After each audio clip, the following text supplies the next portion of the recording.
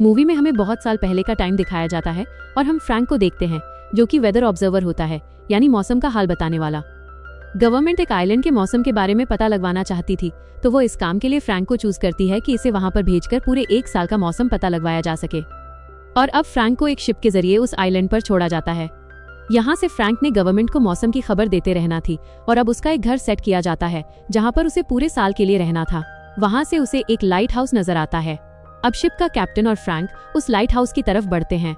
अंदर जाकर देखते हैं तो वहाँ पर एक आदमी होता है जो कि लाइट हाउस में ही रहा करता था। उसका नाम ग्रोनर था। शिप का कैप्टन उस आदमी से पूछता है कि यहाँ पहले जो लड़का आया था जो मौसम का हाल बताता था वो कहाँ पर है, हमें उसे अपने साथ वापस लेकर जाना है। तो वो आदमी बताता है कि उसे कोई बीमारी हो गई थी और फिर वो मर गया। तो कैप्टन उससे पूछता है तो उसकी डेड बॉडी कहाँ पर है। तो वो उसे बताता है कि वो बीमारी की हालत में एक बार कहीं बाहर गया था और फिर वापस नहीं आया, हो सकता है वो डूब गया हो। और फिर वो कैप्टन वहाँ से चला जाता है, लेकिन जाने से पहले फ्रैंक को अपनी गन देता है कि इस आइलैंड पर खतरा है और तुम अपना ध्यान रखना। अब हम देखते हैं कि फ्रैंक वहाँ पे मौजूद घर के अंदर आ जाता है। वहाँ पर उसे पिछले वेदर ऑब्जर्वर की डायरी मिलती है।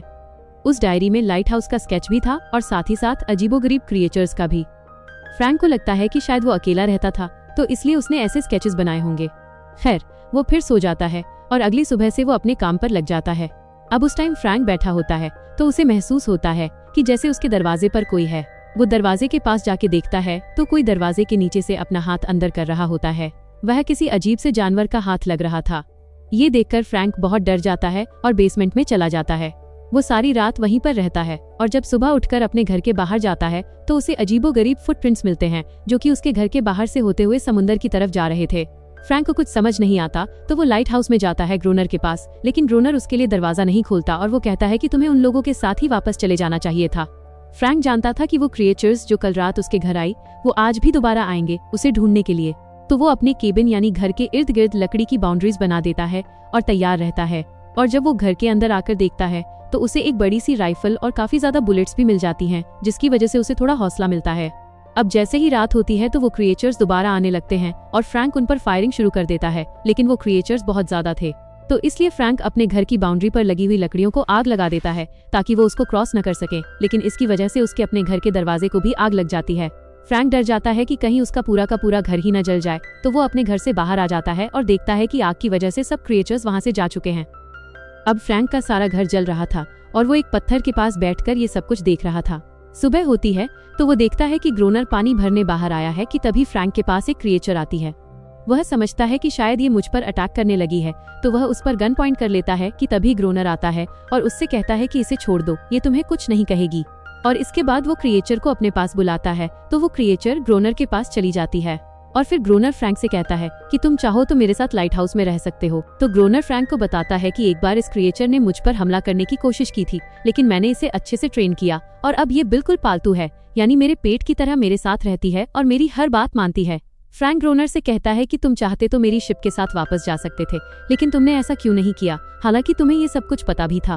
तो ग्रोनर कहता है कि मैं उस दुनिया में नहीं जाना चाहता, यहाँ मेरी अपनी दुनिया है, मैं यहाँ खुद बादशाह हूँ, जैसे चाहूँ रह सकता हूँ, जैसे चाहूँ खा सकता हूँ और अब मेरा दिल भी यहाँ लग गया है। तो फ्रैंक उससे कहता है कि ठीक है तुम यहाँ पर ही रहो, लेकिन जैसे ही कोई नेक्स्ट शिप आएगी तो मैं उसे इशारा दे दूंगा कि मुझे भी अपने साथ ले जाएं। ग्रोनर उसे बताता है कि यहाँ पर कोई भारी जहाज नहीं आएगा, कभी कभी ऐसे होता है कि यहाँ पर कोई भारी जहाज आए और उसमें से एक तुम लोगों की शिप भी थी जो कि अब 1 साल बाद ही आएगी। ग्रोनर उसे कहता है कि तुम परेशान मत हो, ये क्रिएचर सिर्फ रात में हमला करते हैं, दिन में कुछ नहीं कहते, तो बस तुम्हें रात में अपनी थोड़ी हिफाजत करना होगी, मैं भी तो यहाँ रह रहा हूँ। अब ग्रोनर उस क्रिएचर को छत पर छोड़ आता है तो वो रोने लगती है और उसकी आवाज सुनकर उसके साथी क्रिएचर्स वहाँ पर आ जाते हैं और लाइट हाउस पर हमला करने लगते हैं। तो ग्रोनर उन पर फायरिंग शुरू कर देता है। वो फ्रैंक से भी कहता है कि तुम शूट करो, लेकिन उससे ये सब नहीं हो पाता और वो बेहोश हो जाता है। दूसरी तरफ ग्रोनर सारी रात उन क्रिएचर से लड़ता रहता है और सुबह होने पर फ्रैंक को जगाकर कहता है, उठो, तुम्हें अगर यहाँ रहना है ना तो तुम्हें एक काम करना होगा, इन क्रिएचर से लड़ना होगा, खुद में थोड़ी एनर्जी लाओ। और वो फ्रैंक को फिर पानी लेने बाहर भेज देता है। जब वो पानी लेकर वापस आता है तो वो देखता है कि ग्रोनर और वो फीमेल क्रिएचर साथ साथ हैं। ये देखकर फ्रैंक को काफी अजीब लगता है और फिर वो तीनों खाना खाने लगते हैं। अब रात होती है तो वो सब क्रिएचर्स फिर से आने लगते हैं और अब फ्रैंक भी उन पर शूट कर रहा था। ये देखकर ग्रोनर अंदर का दरवाजा बंद कर लेता है और फ्रैंक को उनसे अकेला लड़ने के लिए बाहर छोड़ देता है। फ्रैंक सारी रात उन पर फायरिंग करता है और उनसे लड़ता है। सुबह हो जाती है और हम देखते हैं कि साथ रहने के बावजूद ग्रूनर और फ्रैंक में बिल्कुल दोस्ती नहीं हुई और वो बस यहाँ रहकर गुजारा कर रहे हैं। अब फिर से रात हो जाती है और हम देखते हैं कि वो क्रिएचर्स यहाँ पर नहीं आते। तो फ्रैंक ग्रूनर से कहता है कि हो सकता है कि वो हम दोनों को देखकर डर चुके हैं और अब यहाँ नहीं आने वाले, क्योंकि वो जान गए हैं कि हम उनका मुकाबला कर सकते हैं। तो ग्रूनर कहता है कि नहीं, हमने उन्हें मारकर कम कर दिया था और वो अपनी जनरेशन बढ़ा रहे हैं और फिर हम पर अटैक करेंगे। अब काफी रातें गुजर चुकी थीं और किसी भी क्रिएचर ने इन पर कोई हमला नहीं किया था, तो ये लोग इजी हो जाते हैं और चेस खेलने लगते हैं। और आज रात इन लोगों ने लाइट हाउस के बाहर लाइट भी नहीं ऑन की थी कि तभी बहुत सारे क्रिएचर्स इन पर अटैक कर देती हैं। उस हमले में ग्रूनर का पांव बहुत बुरी तरह जख्मी हो जाता है, लेकिन इन दोनों की जान बच जाती है। अब वो फीमेल क्रिएचर यानी एनरिस ग्रूनर का पांव चाटकर ठीक कर रही होती है, क्योंकि उसके मुंह यानी सलाइवा में ऐसी चीज थी जिससे किसी भी जख्म को ठीक किया जा सकता था। अब एक दिन फ्रैंक समंदर के किनारे खड़ा होता है कि उसे एक शिप नजर आती है। वो भागकर फ्लेयर गन लेकर आता है ताकि वो उन्हें इशारा देकर बता सके कि उन्हें मदद की जरूरत है। लेकिन इससे पहले कि वो फ्लेयर गन चलाता, ग्रूनर उसे आकर मना कर देता है, क्योंकि वो नहीं चाहता था कि कोई यहाँ पर आए।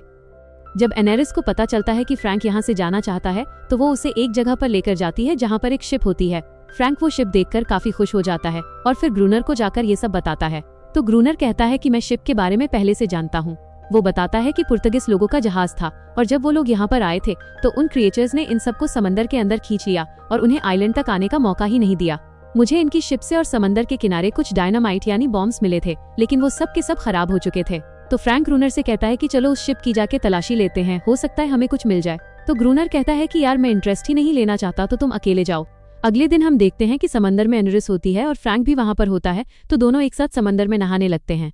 ग्रूनर भी ये सब कुछ देख रहा था, तो उसे जेलसी होने लगती है कि इसकी क्यों इससे इतनी दोस्ती हो रही है। फिर जब फ्रैंक वापस लाइट हाउस आता है तो ग्रूनर उससे कहता है कि ठीक है, मैं तुम्हारे साथ उस शिप पर जाने के लिए राजी हो गया हूँ। अब वो लोग उस तरफ चल पड़ते हैं और फ्रैंक ग्रूनर से कहता है कि अगर मैं 3 बार रस्सी खींचूं तो इसका ये मतलब है कि मुझे तुम्हारी हेल्प चाहिए। अब फ्रैंक समंदर के नीचे चला जाता है और लकीली उसे वहाँ पर बहुत सारे बॉक्सेस ऐसे मिलते हैं जिसमें ढेर सारे डायनामाइट्स थे। वो एक एक करके बॉक्स ग्रूनर को पकड़ाने लगता है और तभी वहाँ पर उन क्रिएचर्स के बच्चे आ जाते हैं। फ्रैंक डर कर गिर जाता है और 3 बार रस्सी खींचता है कि शायद ग्रूनर मुझे ऊपर खींच ले, लेकिन ग्रूनर जानबूझकर ऐसा नहीं करता क्योंकि वो उसे अब बचाना नहीं चाहता था। तो फ्रैंक फिर खुद ही अपनी मदद करता है और अपना ड्रेस खोलकर समंदर के ऊपर आने लगता है और फिर वो लोग डायनामाइट लेकर यहाँ से चल पड़ते हैं। लाइट हाउस पहुंचकर वो उसके चारों तरफ वो डायनामाइट लगा देते हैं, लेकिन बुरी बात ये होती है कि उसके 1 हफ्ते तक कोई भी क्रिएचर वहाँ पे नहीं आता।